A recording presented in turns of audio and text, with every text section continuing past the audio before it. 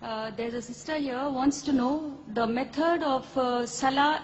Is it the same for the man and the woman? Same for the Shafi and the Hanafi? The sister has a question that is the method of offering salah for the man and woman the same, for the Shafi or Hanafi the same?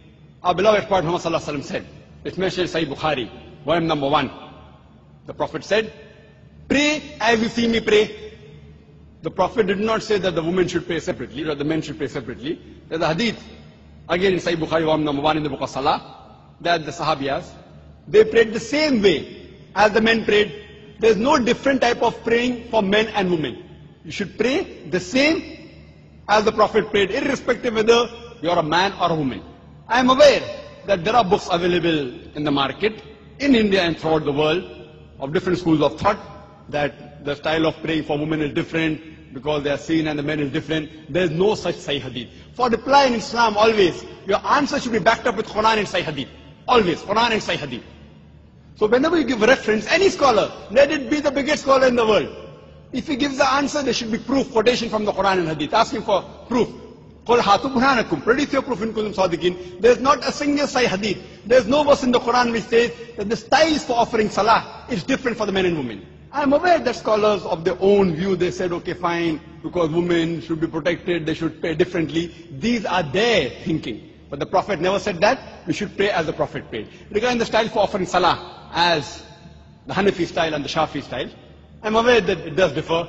The Hanafis, they keep their hand below the navel. The Shafis keep their hand on the chest. They do takbir. They say Ameen loudly. Again, my first answer. On Sahih Bukhari, the Prophet said, in volume number 1 in the book of Salah, pray as you see me pray.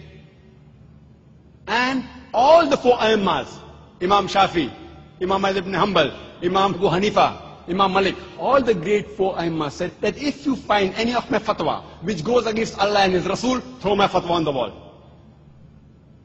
I am aware Abu Hanifa, may Allah be pleased with him. He was a great scholar, I respect him, I love him. People say that he said that when you offer salah, keep your hand below the navel. There's a hadith in Abu Dawud, if you read volume number 1, book of Salah, which says that the Prophet kept his hand below his navel when he offered salah, but this is a Zaif hadith. Immediately the next hadith says, which is a Sahih hadith, that the Prophet kept his hand above the navel. There are other Sahih hadith in Sahih ibn Khuzaimah, which says that the Prophet kept his hand on the chest. So when there are Sahih hadith saying the Prophet kept on the chest, the hadith below the navel is Zaif. So the right way to offer salah, keep it on the chest. That doesn't mean everything Imam Shafi is right or Imam Abu Hanifa, may Allah be pleased with them both, that they are wrong. See, they were great scholars. We respect them, they were great Aimmas. But we fail to realize that at that time, the hadith one compiled, during the life of the Prophet, the Quran was compiled. There was no question at all, under his own supervision. But the hadith one compiled, they started being compiled later on, 50 years, 100 years, 150 years later on. So these scholars came earlier. And because they didn't have all their Sahih hadith with them, the fatwas that they gave were based on the knowledge that they had. I don't think that Abu Hanifa, may Allah be pleased with him, made a mistake. What he did, because that Sahih hadith didn't reach him. So maybe according to me, the Zaif hadith reached him, and he may have said, keep your hand below the navel. The Sahih hadith may have reached Imam Shafi, he said that keep your hand on the chest. Again, Sahih Bukhari says, volume number 1 in the book of Salah, that you have to Rafatain. So Rafatain, the Prophet said, not because Imam Shafi is saying I'm following it, because my Prophet said it. Now in wudu, there's a verse in the Quran in Surah Ma'idah, chapter number 5, that it says that when the woman touches, the wudu breaks. The Arabic word is masa, coming from namasa, which means touch. According to Imam Shafi, may Allah be pleased with him, he says that if the woman touches, the wudu breaks. Imam Abu Hanifa said, if the woman touches a man who's in wudu, wudu does not break. Now the Arabic verse of the Quran says, la masa, if the woman touches, wudu breaks. But there are 2 meanings of masa. One is a sexual touch, and the other is a physical touch. So Imam Shafi, may Allah be pleased with him, he took it as a physical touch. Imam Abu Hanifa, he took it as sexual touch.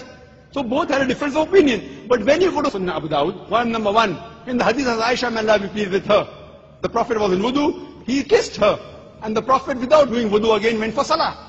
There's another hadith in Sahih Bukhari, in the book of Salah, volume number 1, the Hazrat Aisha was sleeping, Prophet put the leg and offered salah. So this proves that physical touch does not break the wudu. So here, Abu Hanifa, may Allah be pleased with him, is right. And Imam Shafi, Not that he made a mistake willfully, that hadith didn't reach him. So all were great scholars, and all the Imams said that if you find any of my fatwa which goes against Allah and His Rasul, then throw my fatwa on the wall. So I say that I am a Pakka Hanafi. Dr. Zakir Naik is a Pakka Hanafi. Why? Abu Hanifa maybe gave the fatwa, keep down below the navel while offering salah, but the Sahih Hadith says keep on the chest. So I, while offering salah, I keep off my chest. I am a Pakka Hanafi.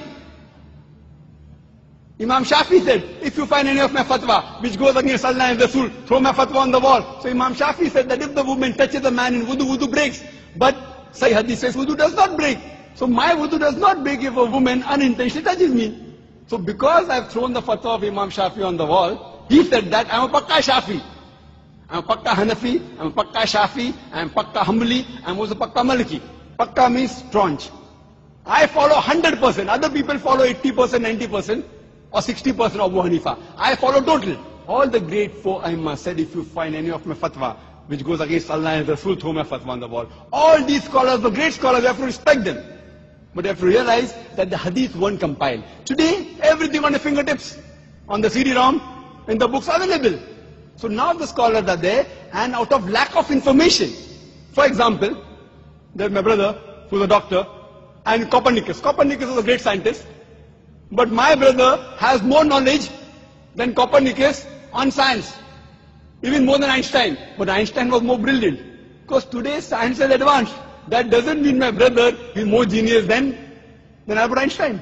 Albert Einstein is a much bigger genius than my brother. But now brother, because hundreds of years have passed, he has more information about science. So information he has more. But a bigger genius is Albert Einstein. Isaac Newton is Copernicus. But today, because science is advanced, they have the information with us. So those scholars were great genius. We love them, we respect them. But today the information has been compiled, so we have to realize, as Allah says in the Quran, in Surah Al-Imran, chapter number 3, verse number 103, وَاتَصِيمُوا بِحَبْلِ اللَّهِ جَمِيعًا وَلَا تَفَرَّقُوا. Hold the rope of Allah strongly and be not divided. We should not divide ourselves into all sects. So the only way of offering salah is not Hanafi style or Shafi style or Maliki style. It is the style of the Prophet.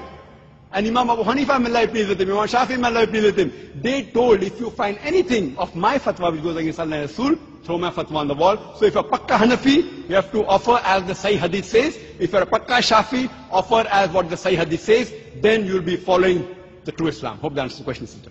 Brothers, please.